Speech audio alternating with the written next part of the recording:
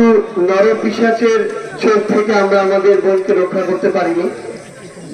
এটা আমাদের সারা জীবনের জন্য শিক্ষা, আমাদের বাংলাদেশের জন্য শিক্ষা। আগামীতে আমাদের কোনো বোনকে যেন আমাদের আর এভাবে না হারাতে হয়, যেন আমাদের হৃদয়ে রক্তক্ষরণ আর না হয়।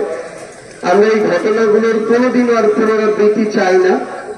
এ কারণে আমাদের জায়গা থেকে অন্তর্বর্তীকালীন সরকারের কাছে একটাই চাওয়া যে আমরা কিছুদিন আগে আমাদের ছোট্ট বোন আসিয়াকে হারিয়েছি, আজকে আমরা আমাদের আরেকজন বোনকে হারালাম।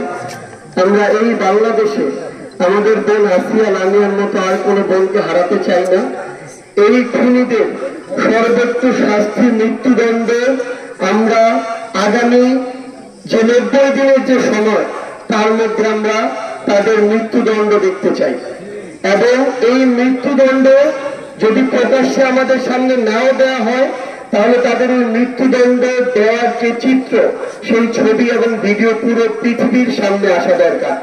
তাহলে আগামীতে আর কোনো নরপিশাচ যাদের কারণে আমরা আমাদের বোন আসিয়া লামিয়াদেরকে হারিয়েছি, তারাও বাংলাদেশে আর জন্ম নেবে না। আমরা আমাদের বোনের জন্য দোয়া করব, আমাদের বোনের সকল কিছু মহান আল্লাহ মাফ করে দিয়ে তাকে জান্নাতবাসী করব।